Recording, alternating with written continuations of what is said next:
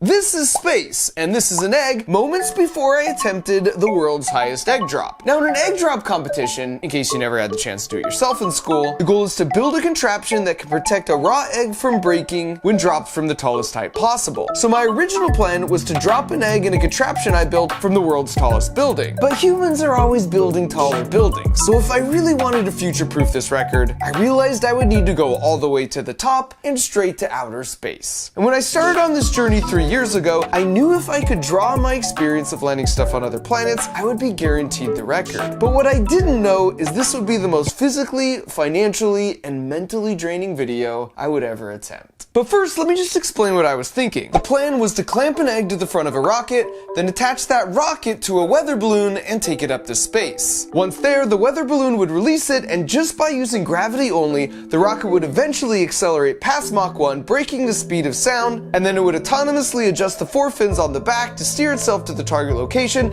and then at 300 feet above the ground, it would release the egg, which would free fall onto a mattress that we'd placed on the ground. And that all seemed pretty straightforward. So like any good engineers would, we broke the problem down into smaller steps, starting first with calculating the terminal velocity of an egg. And by terminal velocity, I mean that any object, including humans, have a maximum speed at which they fall once the force of Earth pulling you towards it balances with the pushback force from bumping into more and more air molecules as you start to fall faster. For humans, that max speed is about 120 miles per hour, and after doing some simple math for an egg, it tops out at 75 miles per hour. So to make sure the egg wouldn't break if we dropped it onto a mattress at its terminal velocity, we ran our first test. And since we couldn't find a tall enough building whose lawyers would agree to let us hurl an egg off the side and onto a mattress, we had to improvise a bit.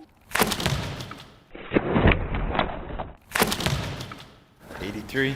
Yes! Check the egg. No cracks. So our mattress will protect an egg even if it's traveling faster than its terminal velocity. That's a good start.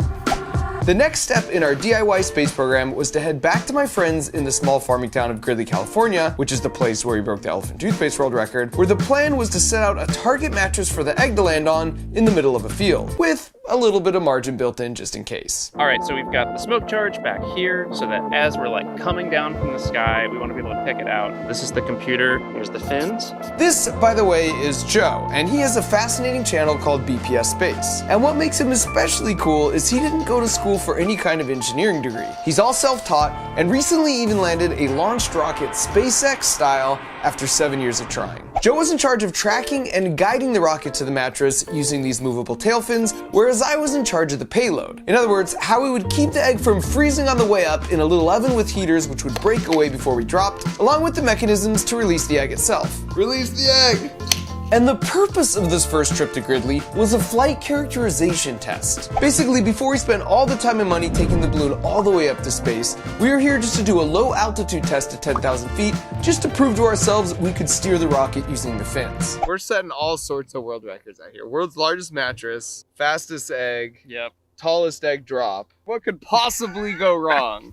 Besides like 4,000 things. And so with everything more or less in place and ready to go, all we needed now was an official egg, which thankfully Gridley has in abundance. Hi.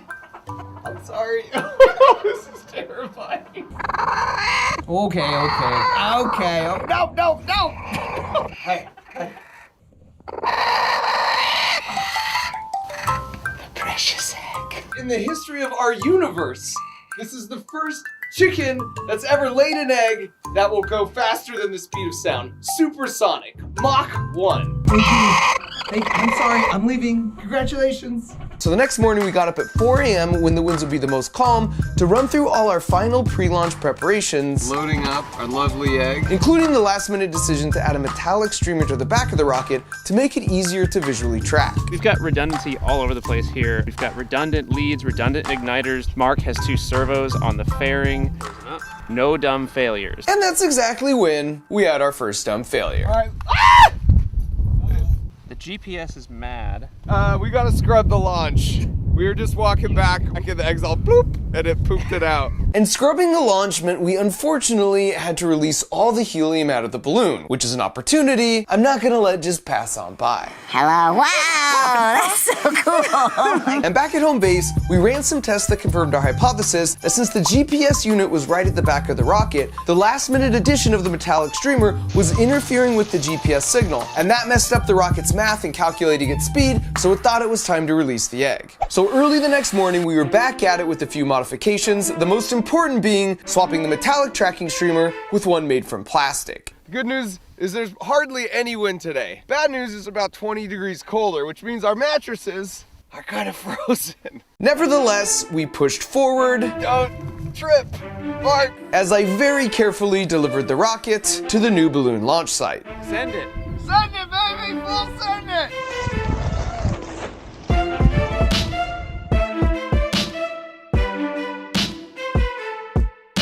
It's happening. Should we see it? Oh yeah, I see it.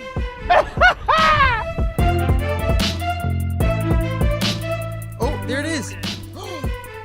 And while the whole thing looked really cool, So we might be in trouble. we quickly realized the balloon was rising at a slower rate than we anticipated, We're already south and we're only halfway up. which totally threw off the predicted trajectory. And so after a few more minutes, we decided to manually drop the rocket, because we were already way too far off course for the rocket to make up the lateral distance to the mattress, using just the fins and gravity. 3, 2, 1, clicked. Oh boy, that's not good. And that's when we encountered the second problem of the day, as the fins actively forced the rocket into an uncontrolled death spiral. Altitude is 1400, coming down fast.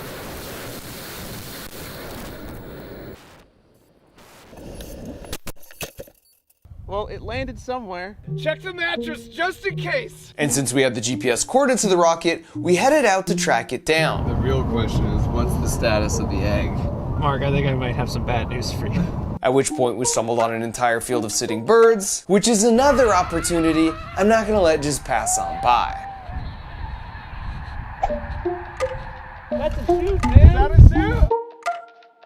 There's no egg. The egg did release. The fact that this is out means the egg did come out, so that's good. But despite that silver lining, the movable fins seem to be actually forcing the rocket into that tailspin, which was surprising because Joe had definitely run through a lot of analysis and testing before coming here. So after conducting a thorough review of the footage and firmware, he was able to locate and fix a single rogue negative sign in the code that seemed to be causing all the control issues, which meant we were ready to give this one final try. We had run out of spare parts and spare weather balloons, so regardless of outcome, this would be the final attempt. If we couldn't land the egg on a mattress from 10,000 feet up, we wouldn't have any hope of pulling it off, coming all the way down from space. Phenomenal!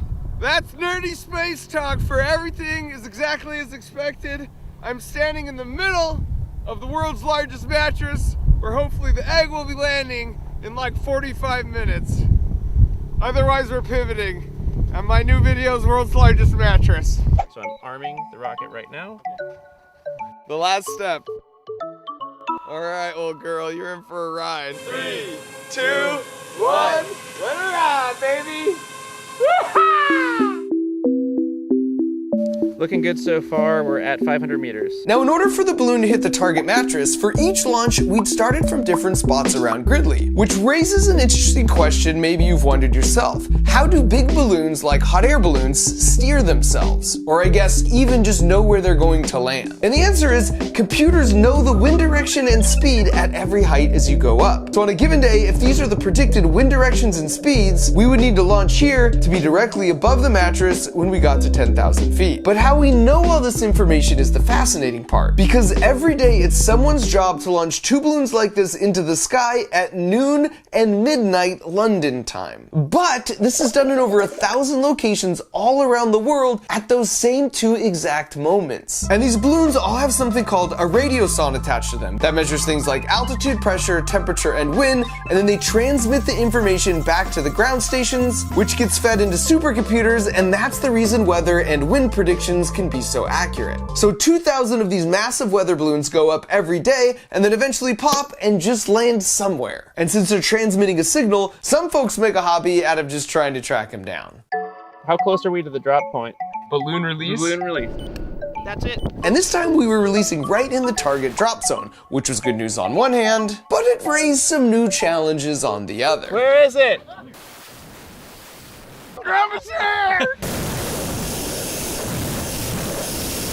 400. Grab a chair! 300. You see something? Altitude 98 meters. I think we're down. Everyone okay?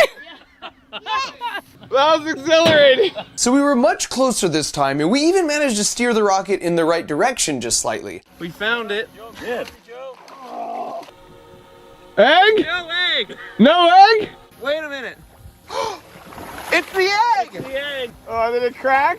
I mean, it's not cracked. So after 3 failed attempts, we still seemed pretty far off from where we needed to be, which meant it was time for the ultimate phone a friend with my buddy Adam Stelzner, who you might recognize as this guy from when we landed Curiosity on Mars. Touchdown confirmed. We're safe on Mars. He has a PhD from Caltech, and he's also the chief engineer for Perseverance and Mars Sample Return. And so after explaining to Adam what we were trying to do, he immediately spotted a fatal flaw in our brilliant plan. And you're doing terminal guidance to something about the size of a house. How are you going to do that? How do you do that? I mean, I know how you physically do that. How do you not get busted by the FAA? In other words, we were basically attempting to make a precision-guided missile. Dude, there are thousands of people who have done this before, and they are sworn by federal law not to say a single word to you. And to be fair, he raised a good point. The people who could help us actually can't, and even if we figured it out ourselves, the ethics of just slapping that how-to video up on YouTube are questionable at best. And so after a fruitful discussion with Adam, But we release at about the height, and then we do a lobbing. The thing you start to worry about is heating. You might want to start with a 2-stage thing. we decided to pivot, and instead of a precision-guided egg landing on a mattress in a small town, we would set our sights on a much more general egg landing target by heading out to the desert. But as part of the pivot, we completely scrapped our old design and spent a couple months designing and building a new system that borrowed heavily from the Curiosity landing, because we figured if it could safely put a rover on Mars, it could safely land an egg on Earth. So we would still go to space on a weather balloon, but this time the rocket would have fins that didn't move, and it would be 3 times as long and 4 times as heavy to guarantee we would get the egg to supersonic speeds on the way down. Then just like NASA separates the cruise stage in the upper atmosphere and then uses aerobraking to dissipate a bunch of the energy and speed, we would separate from the back half of the rocket about halfway down after we'd already broken the sound barrier, and because the system now weighed much less, it would naturally aerobrake and reduce its speed to the new lowered terminal velocity. Then on Mars, the next step is the parachute deploy, followed by the heat shield separation, and we would follow in kind by launching our own parachute and then release our own nose cone, which would then expose our set of cushioning airbags, as you can see here, which we borrowed from the Spirit and Opportunity landings. It was intentionally ambitious and extremely complicated, but after a couple months of complete redesigning and building, we found ourselves in the desert feeling cautiously optimistic. And that was due in part to our lucky orange parachute, because when I left NASA, my friends gave me this rectangular piece of nylon. And for scale, that's the exact same rectangle here that's part of the parachute the Curiosity rover used to land. So that piece of parachute is actually one of the 80 rectangles you see here as they were running the final tests in the world's largest wind tunnel. And so it only felt fitting that after some scribing, a bit of cutting, and a little sewing, it had nobly repurposed itself for the new mission. So as the sun went down, back at the hotel, we worked late into the night on final preparations. This was an idea and a passion project 3 years in the making, and it took a staggering amount of work even to get us to this point. We had thought and prepared for so many things that could go wrong, and while I was feeling optimistic, I knew at the end of the day, it was the laws of physics that would ultimately determine our fate.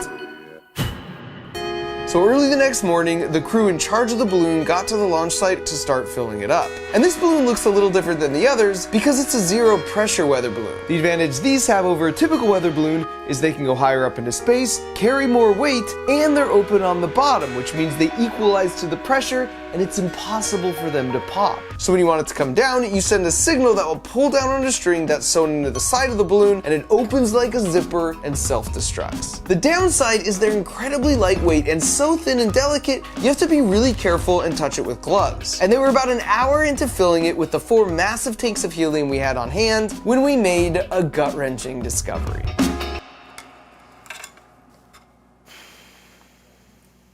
Hey dude, I got bad news. We have to scrub.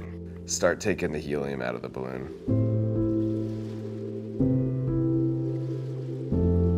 Launch scrub. They had some issues that I guess they can't resolve by today.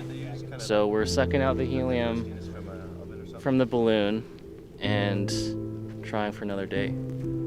So.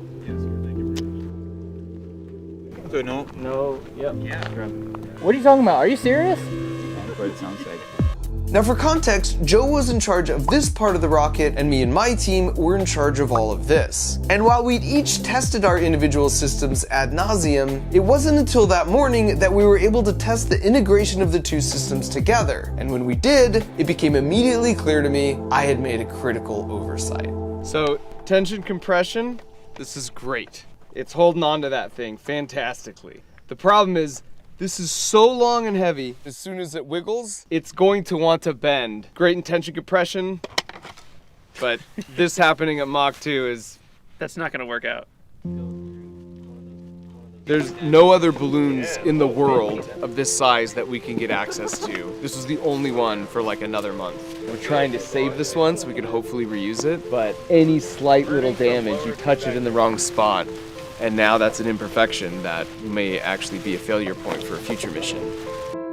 And this was an absolute low point for me. The integration of 2 independent systems is such a classic failure point in engineering. I was crushed I had missed this. And financial concerns aside, I felt like I had just let everyone down. Not just my team and the rest of the crew helping out, but all the other folks, some of whom drove 6 hours to come out and watch as well. But that's the thing with failures. They can sting like crazy, but it's really just a process to learn one more way not to do a thing. And so even as I sat there feeling pretty bad, like any good engineer, I was already coming up with a list of all the things we were going to fix to get back out here and try this dang thing one more time. And this principle of resiliency is something I think can be learned. In fact, I believe this so much, I started a toy company called Crunch Labs with the express goal of helping kids think like an engineer. So with the Build Box, not only do you get a super fun toy that you put together every month, but you do it alongside me while I teach you all the juicy physics of how it works. We're right there in the trenches, building and succeeding together so the principles really sink in. So if you're a kid and you're looking for something to put at the top of your Christmas wish list, or you want to gift it to someone else so you can be the household hero, just head to crunchlabs.com or use the link in the video description.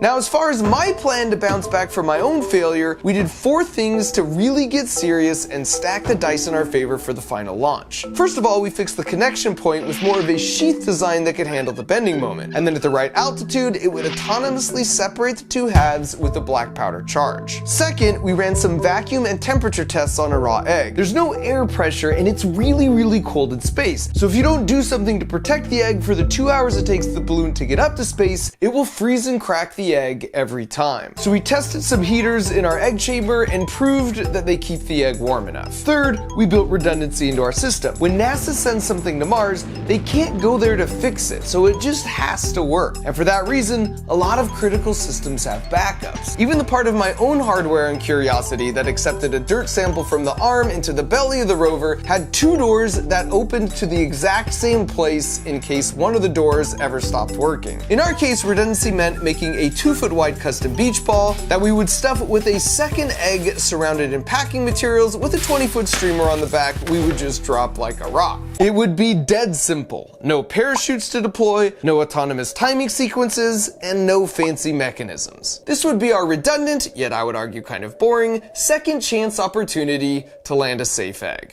And fourth and finally, we went to a local crane yard to test both our solutions at their respective terminal velocities, starting first with the beach ball. Come on, baby! Oh! She's alive! And after that, we tested the final landing configuration of the rocket. Oh yeah! Oh yeah! By the way, the actual rover parachute held perfectly. Mwah! And so after all that, we made the 6-hour trek back to the desert for what I was really hoping would be the last time. Hey guys! After 4 failed attempts, we had learned so much, which left me feeling cautiously optimistic. And right out of the gate, we got 2 bits of really good news. The first relates to that super delicate zero pressure balloon we had to reuse from the last launch because there was no possible way to get a replacement. Just barely touching the balloon leaves it stressed and creates a weak point for it to tear, so I was obsessively checking the fish scale reading that would give us the verdict. The force reading is 37.6 kilograms of buoyancy force pulling this up. Importantly, it's not changing. If it were changing and going down, that means we would have a leak, but it's holding steady at 37.6. That's a big deal. And the second piece of good news is my buddy and warm-blooded good luck charm Al Chen had arrived. You might recognize Al as the other guy here with Adam, and he's the one who actually said this. Touchdown confirmed. We're safe on live. If we were successful, he'd be the one to make the official call. And so after all the requisite last-minute preparations and 3 long years, here we go, girl, it was finally time for liftoff. Ready? 3, 2, 1! You free!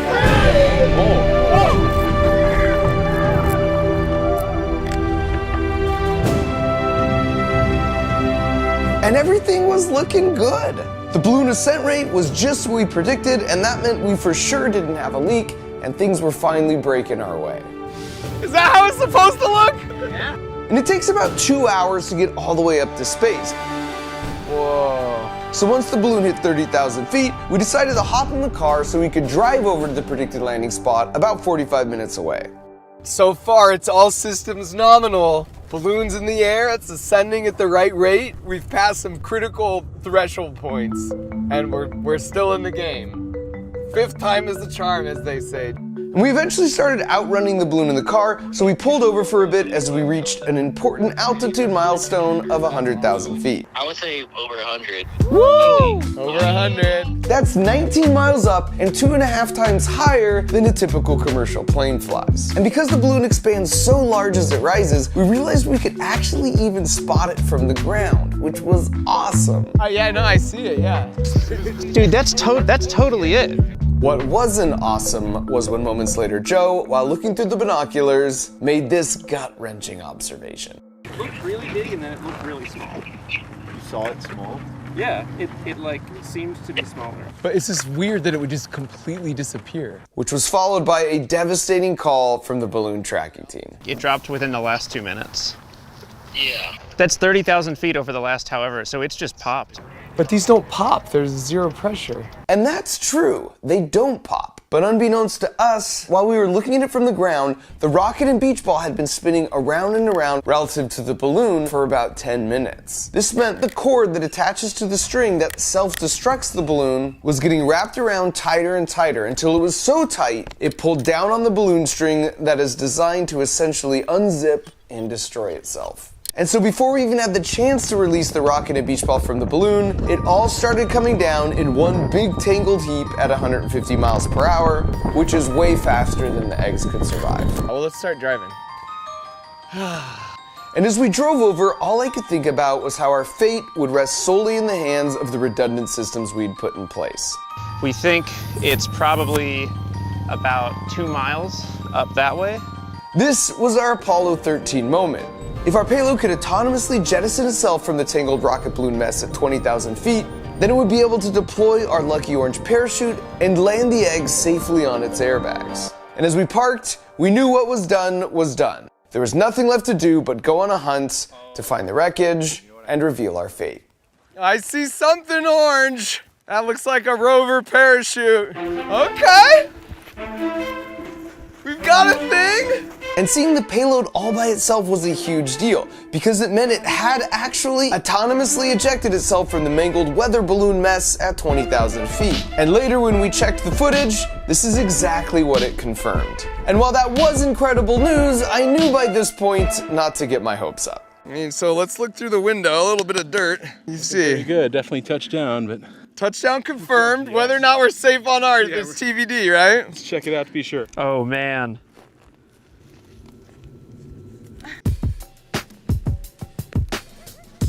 Touchdown confirmed. We're safe on Earth. We're safe on Earth! That is a hot egg. It was in space and now it's on Earth and it's not broken. After that, we tracked down the beach ball, which as far as I was concerned, was just extra credit at this point. This is the backup, the simple solution, the true engineer solution here. Oh my God. Look at that. Touchdown confirmed. Look at that. We're safe on Earth. We are safe on Earth! 2 for 2, baby! 2 for 2! And as we walked away with 2 uncracked eggs in hand, I was reminded that in life, things rarely unfold how we think they will, but by learning from your failures, coupled with a bit of tenacity, us humans can accomplish a feat as incredible as the world's smartest Martian robot, or as ridiculous as the world's tallest egg drop. You know what would be cool? Because I hope you learned something by watching this video, but how much more would you have learned if you were out there in the desert with me, helping to troubleshoot and put the rocket together? Well, I got great news for you, because I got the next best thing, and it's called the Crunch Labs Build Box. It's a toy that gets delivered right to your doorstep every month, and then we build it together while I teach you all the juicy physics that make it work. You're basically unlocking your own personal Mark Rober video every month, where you learn a new engineering principle that will have you not just building like an engineer, but more importantly, thinking like an engineer. So you develop that resilience and those problem-solving skills. And by the way, don't go sleeping on just how cool the toys we'll be building together actually are.